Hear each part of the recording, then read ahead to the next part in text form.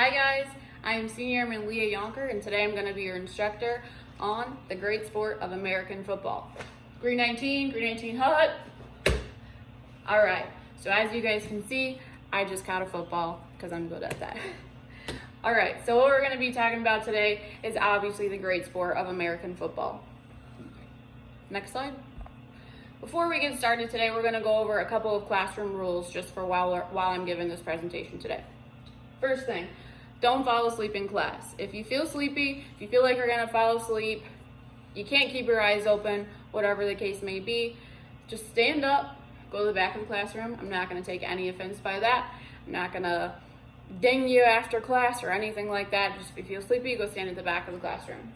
Second, no phones. Don't sit on your phones while I am giving my presentation. That's kind of rude. If you need to research something, just write it down so we can talk about it later and you can research it after the presentation. Third thing, be respectful. If you have something to say that disagrees with what I have to say or what another classmate has to say, just be respectful. Raise your hands. If you need to address someone, just be respectful. We're all adults here. Next slide. Our overview for today.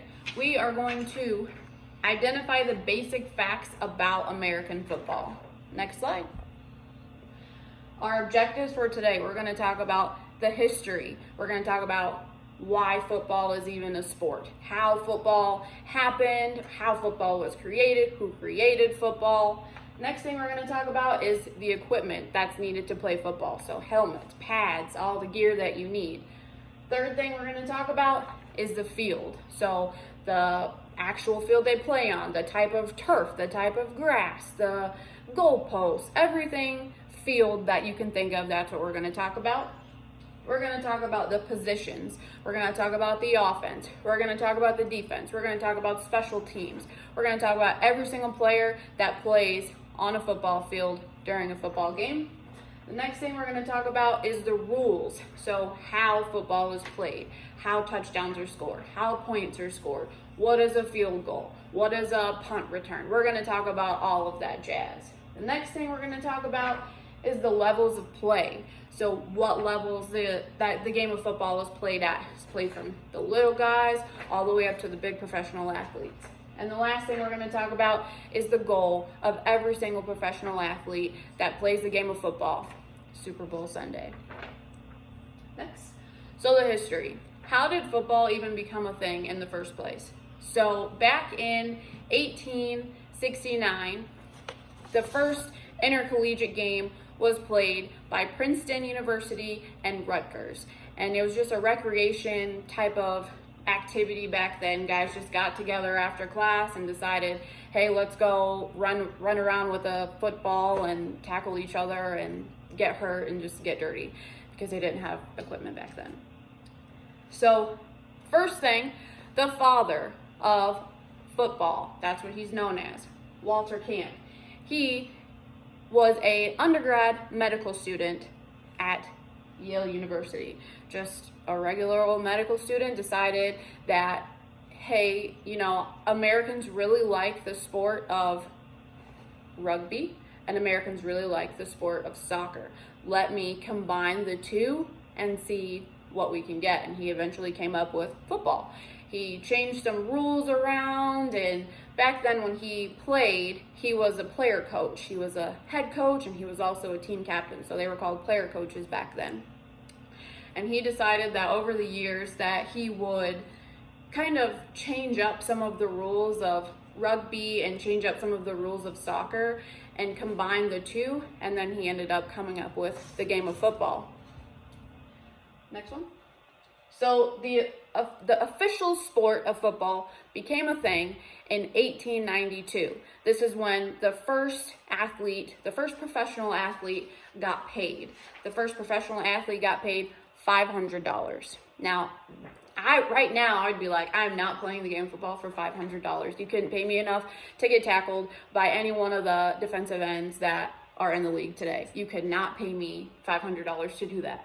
So back then, that was a lot of money. The first person to get paid that money, one more, was William Pudge Heffelfinger. One more, and he is up at the top left, top right. So William Heffelfinger was the first person to get paid $500. And football actually became popular after the Civil War. It was like immediately after the Civil War, that's when the sport of football became a thing. A lot of franchises started to develop, and a lot of the big major affiliations started to kind of adopt teams. And then next thing you know, every area, every state has a team, and there was competitions, and there was so much animosity between people that they decided, okay, we can make this a competitive game. We can make this a competitive league, and we can we can pay these players money to come play for us. So now the team over on the west side of the United States has the best players because they can afford all of that money to play those players. Next thing. So back in 1892, as you can see right here above my shoulder, they didn't have a lot of good equipment. They had random looking helmets on, barely any pads on, and they really didn't look protected. Over here in 2019, you can see they have helmets on, shoulder pads on, knee pads on, and they're a lot more athletic. And they also have cleats on, which back in the day, if they just had tennis shoes, they wore tennis shoes. If they had spikes, they wore spikes. It's just the cleats were not regulated back in the day. Next slide. So what are some of the differences that you notice between the two pictures?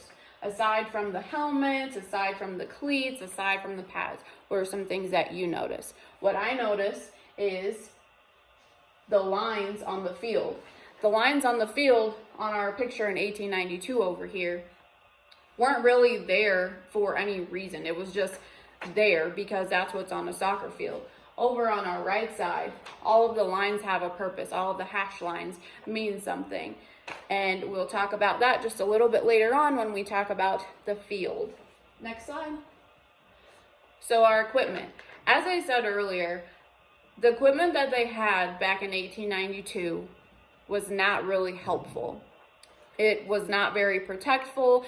There wasn't much safety provided from the helmets that they wore, and there was no protection from the pads. So guys are out there tackling each other and they're just getting hurt. You know, they're breaking ribs because they don't have any protection on their body. They don't have any protection on their head, so there's a lot of head injuries. And I know in today's football, head injuries are the #1 concern of National Football League players. Next slide. So our helmets. As you can see here, we have the evolution of the helmets. The first helmets back in the day compared to what the helmets are now in today's modern day of football. The first helmet was actually created by a man named Joseph M. Reeves. He played football. He was in the Navy. He ended up having a bunch of head injuries, and his doctors told him basically, hey, like, you will die if you don't stop playing football. So we need you to stop playing football or you will die. And he basically was not having that. So he decided to create the first helmet ever for the sport of football. And the first helmet was actually made of moleskin. And moleskin it's kind of like a Band-Aid that you put on your feet for when you have blisters. It kind of like protects your feet from the blisters. So moleskin is what the first helmet was actually made out of. The company Riddell, who creates a lot of the helmets nowadays, Riddell, they created the helmets in 1939. So you can see there's a huge difference in between 1939 and 1869, where the helmets kind of had a whole bunch of safety issues. So in between that time, you have a lot of people getting head injuries because after the development of moleskin helmets, they went to leather helmets. And then in 1939, the plastic helmets were created. And here I have a helmet. It's a replica helmet signed Eddie Lacy, Go Pack Go. You can see my certificate of authenticity right here. So this helmet It's not really the helmet that they wear in the games, but as you can see, it's pretty modernized. It has a whole bunch of padding on the sides over here to protect our ears and our neck. We have padding over here at the top of the helmet to protect the top of our head whenever we hit the ground. And as you can see, we have a chin strap, so that way our helmet stays on our head. And I would put this on my head, but my head is too big. We have a face mask, which protects the face, because as you saw, and the helmets up here, none of them have face masks until the early 1950s. And that one is just a bar, so it doesn't really protect your face from anything. So the face masks were developed to protect our faces and to protect our heads from getting injuries. The head injuries are CTE. CTE, next slide. CTE stands for chronic traumatic encephalopathy. And what that is, it's just where your brain has taken so much trauma that it's a lot of pressure built up, and you end up having problems with your mind. Basically, your mind plays tricks on you and tells you things that is not really true. And in today's age, we've had a lot of athletes commit suicide because they have been diagnosed with CTE. And before the development of CTE, nobody even knew that CTE was really a thing. It was just, why are these people having these issues? And nobody really knew why people were having those issues. So they decided to conduct research on it, and they ended up coming up with CTE as a diagnosis for these people. Next slide.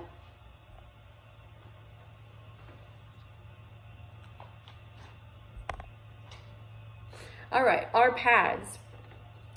So plastic pads were not invented until the 1960s. So as you can see over here, big fella over here has his leather helmet on, and he has barely any pads. So the pads that they wore were actually leather and wool, and they were sewn into the jerseys. So they put on kind of like this big sweater that just had shoulder pads sewn into it. Today's world, that's not happening at all. Today's age of football, the players have pads that they stick onto themselves, and then they have their jerseys that go on top of that to kind of give them a little bit more protection. So the pads were leather and wool in the 1930s, and in the 1960s they became plastic. And a lot of the pads nowadays are so big and bulky but also sleek at the same time to make sure that the athletes look fierce and they look mean and they just have an edge to them. And a lot of the times running backs get tackled a lot, and we'll talk about them just a little bit later on. A lot of the time running backs get tackled in their rib cages, so they break a lot of ribs and they get bruised ribs all the time. So some players will even wear like a padding around their abdominal area to protect their ribs from breaking. So now that we know what the players wear and all the equipment that they have, we're going to get on to the field. So next slide. The field. So our field in football is 120 yards from end of the field to end of the field, 120 yards. The actual field where the players run is 100 yards. So where does that other 10 yards go?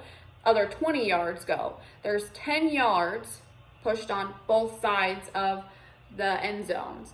And the end zones are 10 yards apiece. And what separates the end zone from the actual 120 or 100 yards of the field is the goalpost. Next slide. So this is our field right here. I'm going to get my head out of the way. This is our field right here. Here we have our end zone to end zone. We have 120 yards. We have the beginning of our end zone to the beginning of our end zone. This is 100 yards. The yards are separated in 10, 20, 30, so 10 yard increments. At the 50-yard line is obviously the half of the field. This is where the games are started, and they go, each of these little hash marks right here are 5 yards. So obviously 5 yards 10 yards, you get the next 10 yards. Next slide. So the field, 120 total yards. 2 end zones on both sides. The goalposts for both of the end zones are right here along the end. You can kind of see it. Field is in 10-yard increments. And there's 2 goalposts. We're going to talk about the goalposts next. Next slide. So our goalposts. This is our end zone over here. This is the Redskins stadium. So this is our end zone right here and the 2 goalposts. The goalposts in the NFL and in college are 30 feet high. So from the very bottom of the ground to the very tip of the goalpost is 30 feet high. And in the NFL and college, the goalposts over like the diameter of them are 18.5 feet. So kickers really have, we'll talk about kickers in just a little bit. So end zones and goalposts, that's what we have for that. Next slide. So now that we know what is on the field and what the field is made of, we're actually going to talk about what kind of grass or turf the field is made of. So our turf, the benefits of turf. You don't have to water it. You don't have to mow the grass. It makes the athletes faster. The athletes have better traction on the turf because it's easier to take care of. And turf really didn't become an invention until 1933. So that's when the turf became an invention and people started adapting to that and putting turf into their stadiums. The downsides of turf is it can be expensive, but you'd think that since they're an NFL team, they shouldn't really have issues with money since their least expensive player gets millions of dollars still. But who am I to say? The grass. So there are 6 teams in the NFL today that still have grass stadiums. And there's nothing wrong with grass, it's just it takes a little bit more maintenance. During inclement weather, whenever it rains, whenever it snows, the players still have to go out there and still play on the field. It's not like football gets canceled because of a little bit of rain or a little bit of snow, as we'll talk about a little bit later on. Next slide. What 6 teams have grass on their fields? The 49ers, the Kansas City Chiefs, Chicago Bears, Pittsburgh Steelers, Arizona Cardinals, and Green Bay Packers. Go Pack Go. So now that we know the different aspects about the field, we're going to talk about who plays on the field. So the teams are made up of offense, defense, and special teams. So the offense, they are the people that have the ball. They're trying to score touchdowns. They're trying to score as many points as they can, as many times that they can throughout the entire 60 minutes of the game. Defense, obviously, they are trying to not let the offense score points. They're trying to keep them at 0, keep them as low as they can. They tackle people, they cause fumbles, they cause interceptions. We'll talk about that just a little bit later on. And our special teams.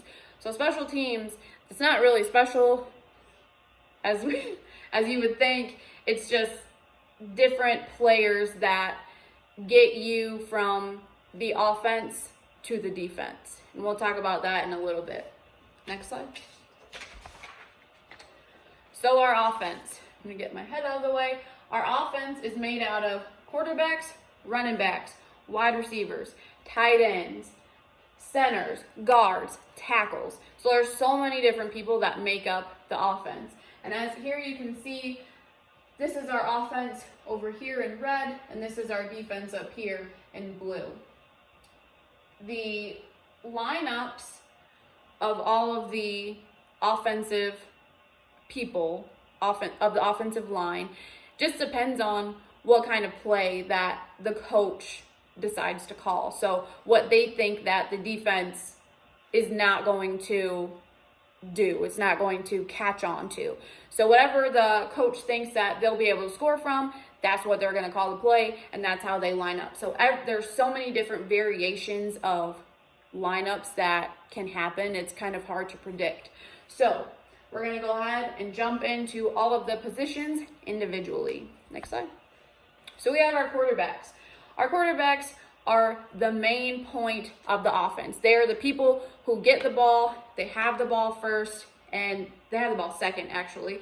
And they're the ones who make the action happen. The quarterbacks can either throw the ball for a touchdown or just to gain some yards, or they can pass the ball off to their receivers.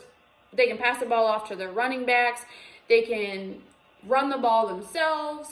They can, basically the quarterback can do whatever they want to advance the ball and get their team down the field to score points. And as you can see here, we have some of our most famous players, the most known. We have Joe Montana, Aaron Rodgers, go Pack go. We have Tom Brady and Patrick Mahomes. Patrick Mahomes is a new quarterback into the league. He's obviously one of the best quarterbacks in the league for his young age. So like I said, our quarterbacks can either pass the ball to one of their running backs or they can throw the ball to one of their receivers or tight ends. So our next position, running backs. So our running backs take the ball from the quarterback and they run. They run the ball down the field, try to get as many yards as they can, try to score a touchdown. Some of the most famous running backs here, we have Jim Brown from back in the day up at the top left. We have Adrian Peterson on the top right. We have Marshawn Lynch. And then we have Ezekiel Elliott. Ezekiel Elliott's probably one of the most famous, well-known running backs right now for his little antics that he does. You can see here he has a crazy hair. He has the belly out. He doesn't care about anything besides running down the field, scoring points, making that money. Next slide. Next, we have our wide receivers. So wide receivers are typically line up along the outsides of the field, and they are just there to receive the ball. So if the quarterback decides to throw the ball, the wide receivers are there to catch the ball. The wide receivers basically have to get open along the defense. So they have to find a hole, they have to run their route, and break off from their defensive person that they have lined up with them so that way they can catch the ball and score points. Now wide receivers, since they catch the ball, they run down the field, they can catch throwing, passing touchdowns. Some of our famous wide receivers here, we have Jerry Rice, we have Randy Moss. He has a talk show on TV and he says you got mossed. It's pretty funny if you get a chance to watch that. We have Larry Fitzgerald, my boy. And we have Davante Adams, go Pack go. Next slide. We have our tight ends. So tight ends don't really have a specific job that they have to do. They just block. They are in the way to, they're pushing basically the defense out of the way so that the running backs and the wide receivers can get open, stay open, and make a play. They catch the balls if they need to. They can kind of act like a receiver if they need to. Sometimes Gronkowski will run down the field and catch a ball. A lot of our tight ends are actually really good. The famous tight ends back in the day, Tony Gonzalez down here at the bottom, Robert Gronkowski, and we have Travis Kelce. And all of these tight ends are very versatile in their abilities. They have so many different things that they can do. They can catch, they can pass, they can block, they can do whatever it is that they need to do. Our next position, offensive linemen. So our offensive linemen are the most overlooked players in the league. They typically are not known by name. That's why I don't even have one specific person here on the most famous, because they are not really known by name. They're the first people to have the ball. They line up along wherever the ball is going to be started, whatever line the ball is going to be started on, whatever yard. They are the people to get the ball, hike the ball to the quarterback, and then they block the quarterback so that the quarterback can make a play. They block for the running backs, and so the receivers can make plays, the running backs can make plays. They basically are the big guys. So you see any big fat belly men that play football, usually they're offensive linemen or defensive linemen. Next slide. Now we have our defense. So our defense is up here at the top in blue. Our defense is made up of defensive tackles, defensive ends, safeties, cornerbacks, linebackers.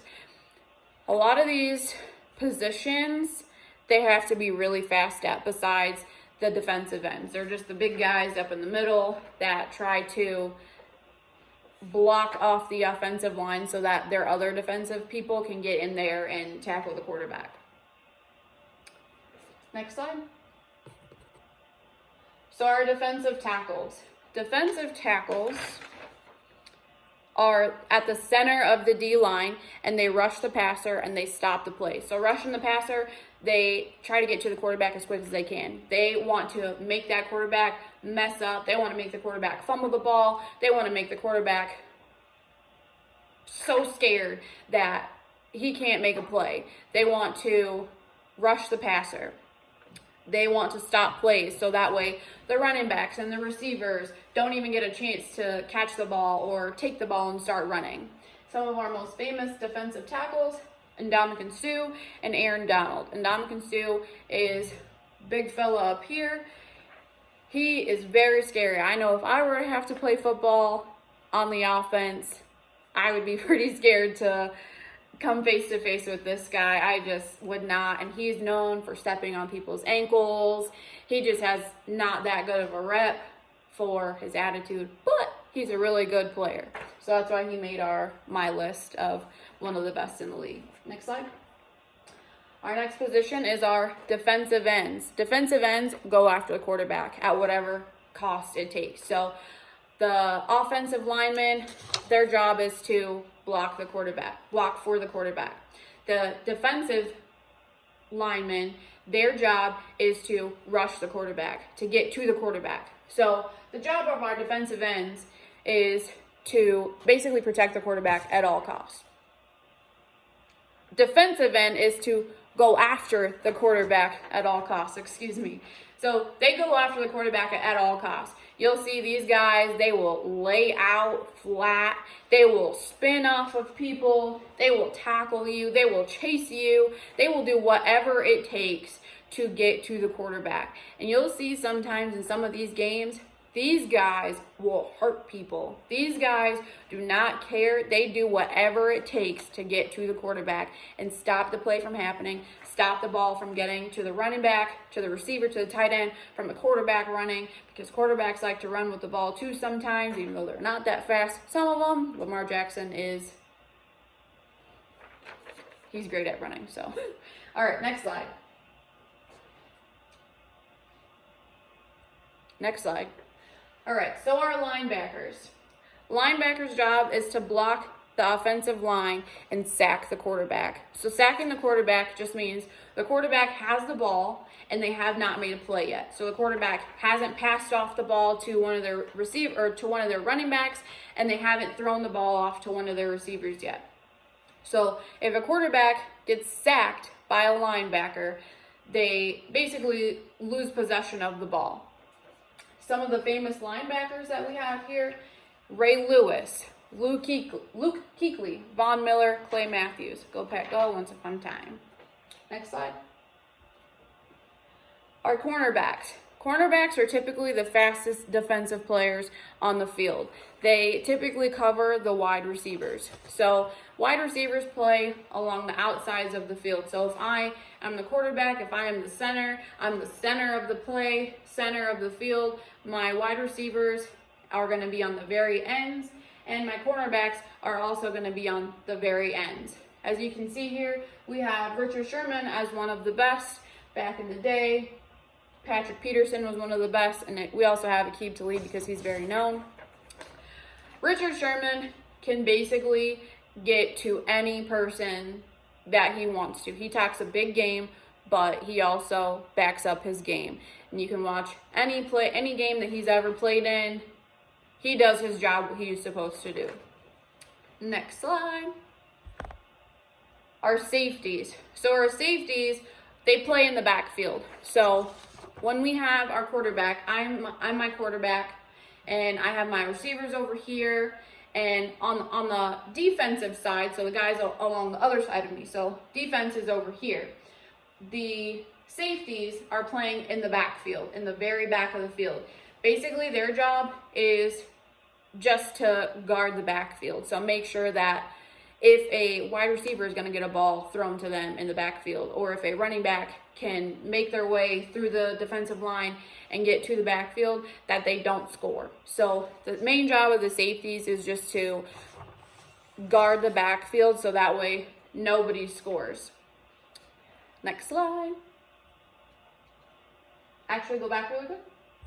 So some of our best known safeties, we have Charles Woodson, Troy Polamalu, all that hair, Ed Reed, who just made the Hall of Fame, and we have Earl Thomas, who is one of the best players in today's league for safeties. Next slide. So we talked about our offense, we talked about our defense, and now we're going to talk about all those special guys that I said are not really that special because they just have one job, but we'll talk about that in just a second. So our special teams is made up of the kicker, the holder, the long snapper, the punter, and every other person that is involved with a punt or a kick scenario, and also a kick returner. So if we look at this diagram right here, we have our center. So this is our offense over here, and this is going to be our defense. And on the defense,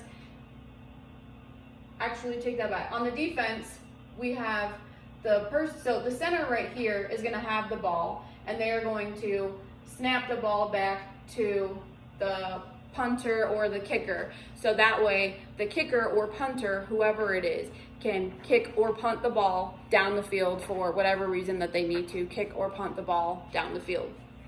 So next slide. So our kicker. Kickers are the guys who have one job. Kickers kick the ball. If the offense scores a touchdown, kickers can kick a ball to score an extra point.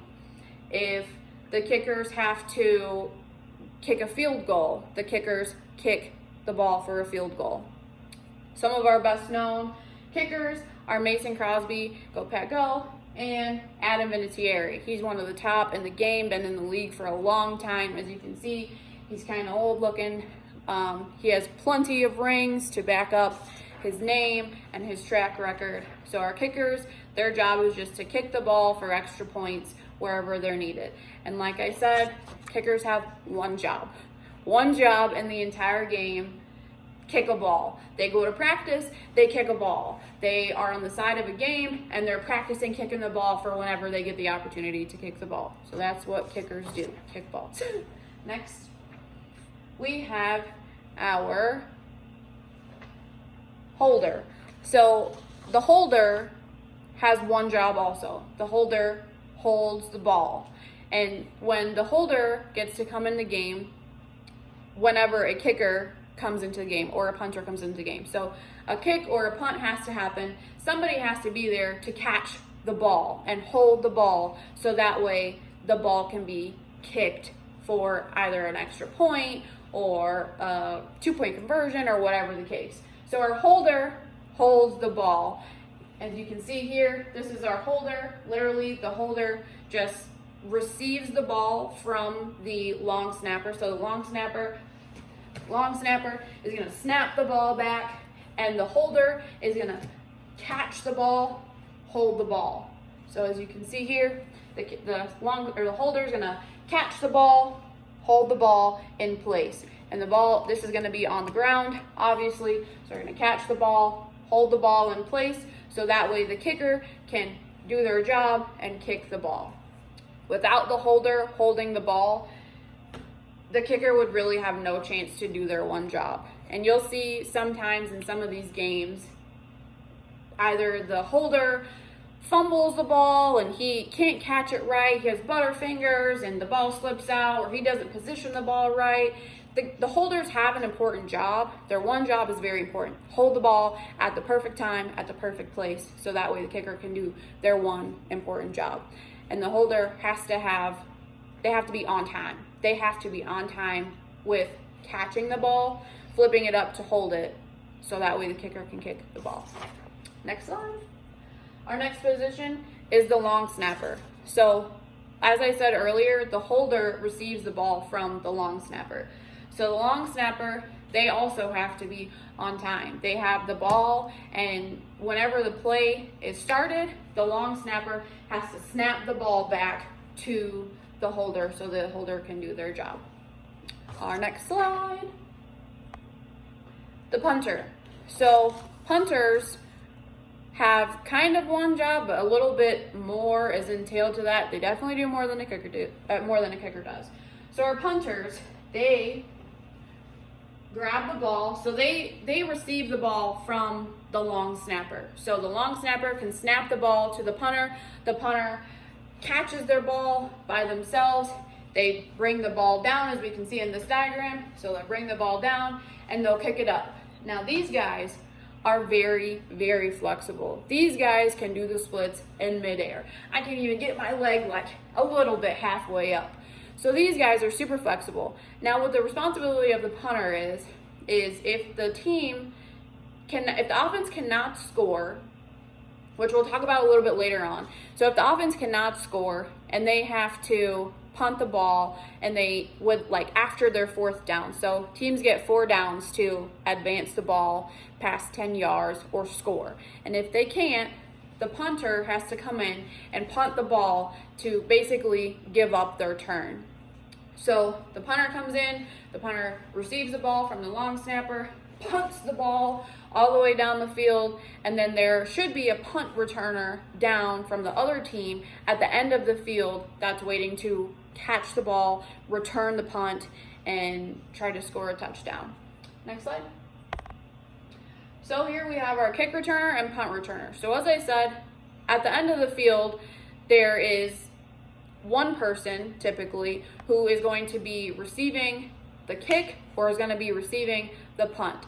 And they have one job also. They catch the ball and they just basically have to maneuver their way across the field to score a touchdown. That's their job.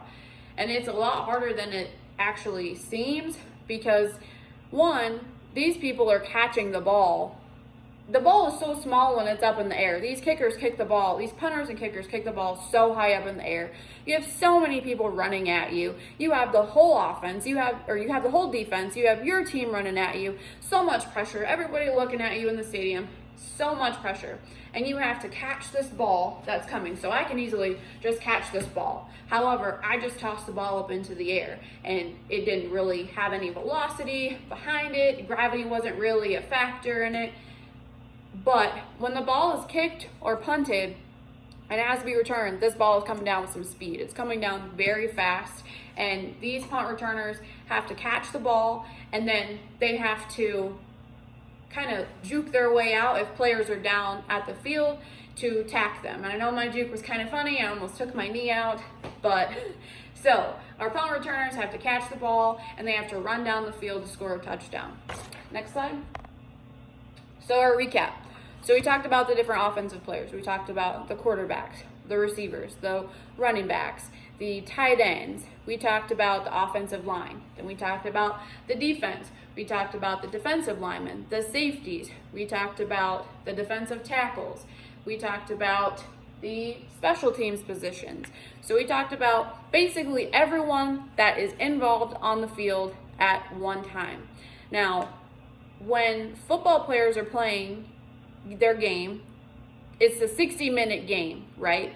So no player can play for the entire 60 minutes of the game. Granted, there is a halftime of a couple minutes so that they can breathe. There is 2-minute warnings.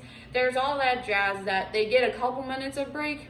But these guys are big. They have a ton of muscle. The game is always go, go, go, go, go. They don't really have time to break. So it's important for these players to stay active so that they can remain going for the entire 60 minutes of the game. There's 11 people on the field at one time. So there's 11 players. And each of those 11 players, they rotate throughout the game. So one player could be in for 2 drives, and then that player is going to be winded. So they are going to get replaced by another player. So we talked about all the different positions that we have in football, and now we're going to talk about how the game is actually played. So we're going to talk about the rules of football. We're going to talk about how you score in football, and we're also going to talk about the different penalties in football. Next slide. So, how to score. There's two different ways that you can score on the offense. We're going to talk about running touchdowns, and we're going to talk about throwing touchdowns. Next slide. So this is just a video on a running touchdown. 1 second. Technical difficulties. Your savage moves and your adorable pets. Commercial on YouTube. Fun. 15% credit on car and motorcycle policies lasting your full policy term. So, thanks again. All right, so like I said, this is a running touchdown. I'm looking for a little breathing room, and they get that and plenty more. Derrick Henry still going. Stays in bounds. He might go. 99 yards for the touchdown. So as you can see here, Derrick Henry just ran for a 99-yard touchdown. Now, that is really hard to do. It doesn't really happen in a lot of games. Usually receivers just get a couple yards at a time. If they can get a 99-yard touchdown, that's great. Sorry for the technical difficulties. And now the other way to score a touchdown is by throwing. So the quarterbacks get the ball and they can throw the ball to their receivers. So when they throw the ball to their receivers, the receivers basically just run as far as they can, as fast as they can, try to avoid all of the different defensive people that are trying to come at them and stop the play. And if I can get this figured out.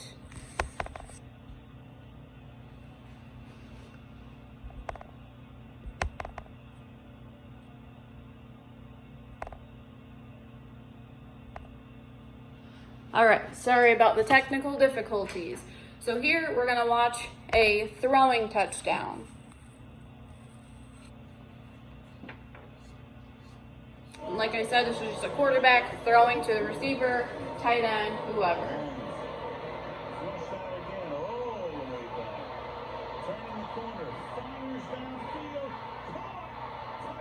That's Patrick Mahomes. Like I said earlier, one of the best quarterbacks in the league. New quarterback into the league, threw to one of his receivers for a touchdown. All right, so now that we talked about the two different ways to score in the game of football, we need to talk about two of the different types of things that could happen that could halt the play on offense. So for a running play, if a defensive person hits the ball out of a running back's hand, it can create a fumble. And with fumbles, the ball is basically live at that point. So whoever picks up the ball, it's their ball. So if the defensive end gets the ball, it's their ball. They can run and try to score a touchdown. And on the other end, we have a throwing thing. So for throwing, if the ball is intercepted, so basically what that means is if a ball is caught by anyone other than the offense. So if a defensive person catches the ball and the offense doesn't, it's an interception. And what that means is the ball is stopped at that place. If they drop down to the ground, or if they can stay up and they keep running, they can run back to their goal post and score a touchdown. So those are the two different types of kind of penalties that can happen for throwing and running touchdowns. So now that we talked about all the different positions in football, we know how the game is played, we know how we scored, we're going to talk about the different levels of play for the games. Oh, the scoring values, my bad. So the scoring values, touchdowns are worth 6 points. So offense scores a touchdown, the team is going to get 6 points. Now at the end of that 6 points, the offense has an opportunity to get 1 or 2 extra points. It just depends on how froggy they're feeling. So for a extra point, that's worth 1 point if the offense decides to kick the ball in. So they get 1 extra point, so a touchdown would be worth 7 points. If they decide to go for a 2-point conversion, which means that they decide to throw the ball or they decide to run the ball in, that means they get 2 extra points. So instead of a 6-point play or a 7-point play, they get 8 points. Now, if the offense cannot throw the ball for a touchdown or they can't run in the ball for a touchdown, they have the opportunity to kick a field goal. Now, what a field goal is, the kicker, with their one job, they come out wherever the offense leaves them on the field, and they have to kick the ball into the goalpost. So a field goal is worth 3 points. So if a kicker does their one job correctly and kicks the ball, the team can get 3 points instead of a full 6 points for a touchdown. Next one.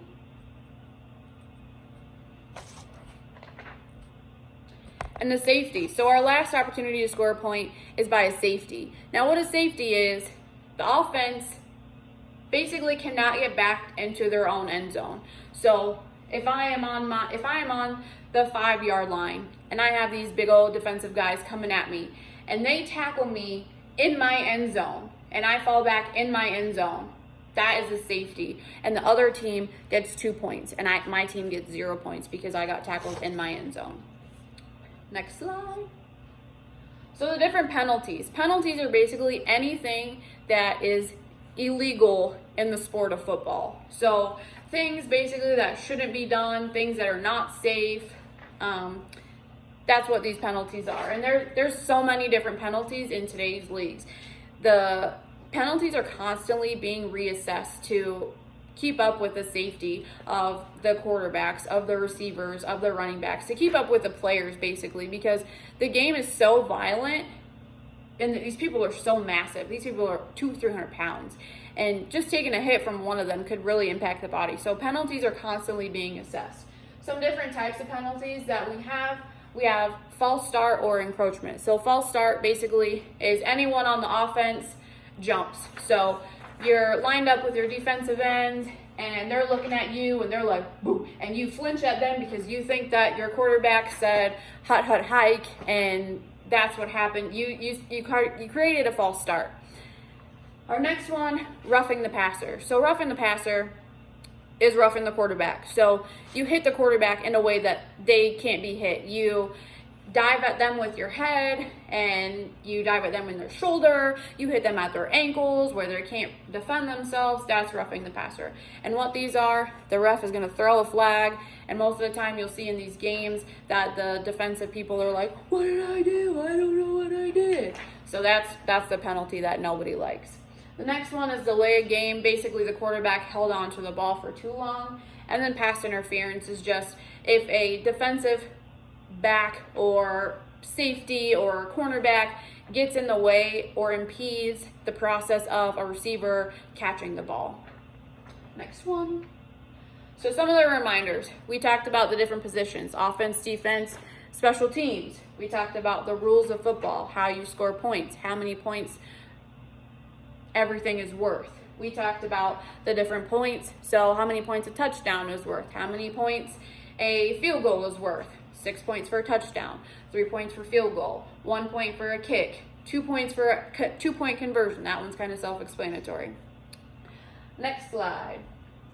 So now we're going to talk about the different levels of the play. So different levels of play. We have Pop Warner, the little kids who play. We have high school, college, and professional. Next slide.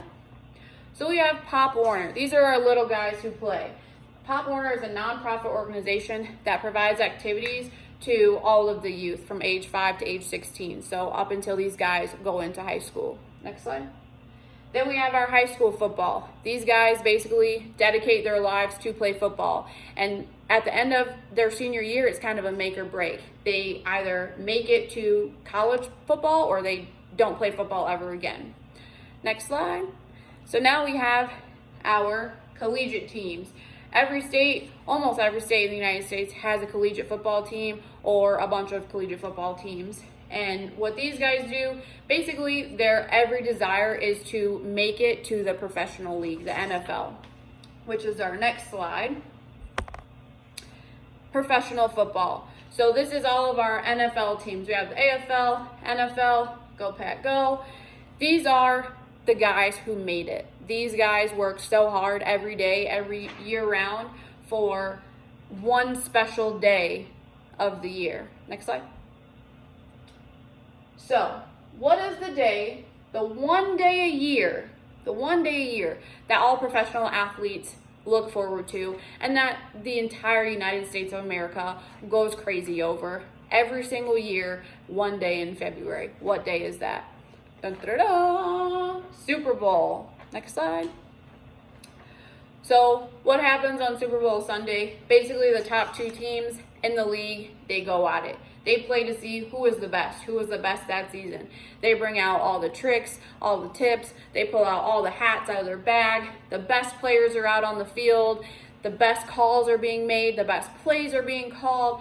Everything that the team can do to win the game, they're going to win the game. At the end of the Super Bowl, the winner gets a trophy. So the winner gets a big old trophy. Go back one slide. The winner gets a big old trophy. This bad boy right here. And this is called the Lombardi Trophy. Go, Pat, go. One more slide up. So Super Bowl Sunday basically is the best day of the year for any professional athlete if that team makes it that far. In the real world, for us people who did not become professional athletes, we sit back and we enjoy Super Bowl Sunday because it's Super Bowl Sunday. If our team made it, we made it. We are it. There is nothing better than us. The whole world gets popping at that point, basically. Supermarkets go crazy, everything. So every day, every year, one day a year, professional athletes get to make the Super Bowl. Next slide. So are there any questions? Any questions about what we talked about today? Any questions at all? No? All right, next slide. So our summary of what we talked about today. Our objective for today was to identify the basic facts about American football. Through that, we talked about the history of football, how it became a sport in the first place, who invented football. We talked about the different types of equipment that is needed to play football. So our helmets, our pads, our cleats. We talked about the field, what the field is like, how big the field is, who plays on the field, and then we talked about the different positions. So our offense, the defense, and special teams. Everyone that's on the field at that time. We talked about the different rules of football. So how the game of football is played, how it's scored, who wins, why they win. And then we talked about the levels of play. So from all the way from the Pee Wee, Pop Herman guys, Pop Warner guys, all the way up to the big professional NFL athletes. Last thing we talked about is great old Super Bowl Sunday. Next slide. Thank you guys for watching today. And I just want to say that before I even knew anything about football, me and my husband really didn't talk because I didn't know anything about football. Ever since I learned about football, I could sit down and talk to you about any type of football game. When football season comes around, I'm not left out. So if you don't want to be left out too, hopefully you listened to this and you took some information from it. And I hope you guys have a great day. Thank you for watching.